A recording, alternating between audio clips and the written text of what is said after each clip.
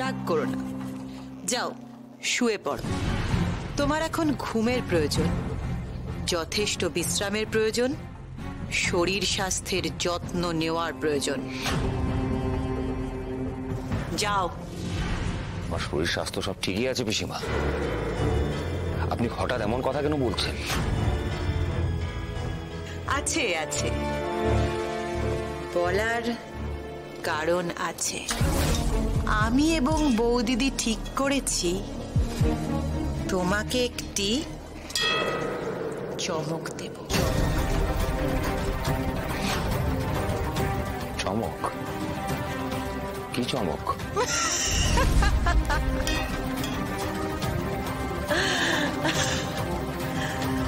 সেটা না হয় আগামীকালই জানতে পারবে। ভাইয়া ভাইয়া ভাইয়া, আমি জোসনাকে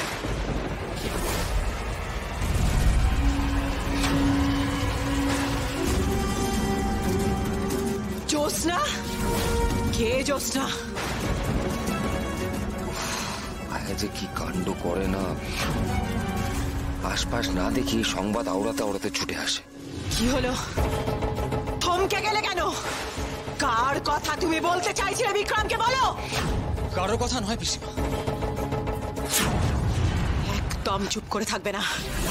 আমি এখনই পরিষ্কার শুনলাম তুমি জ্যোৎস্নার কথা বলতে বলতে এগিয়ে এলে।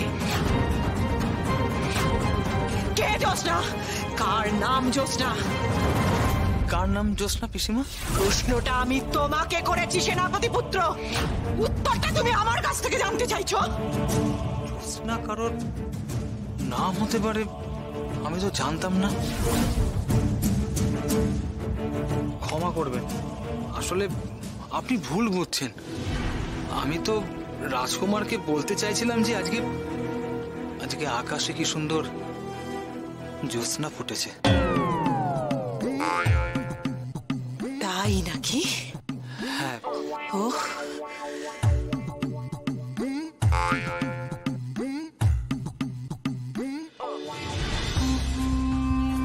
তাই তো, তাই আজ তো পূর্ণচন্দ্র তিথি।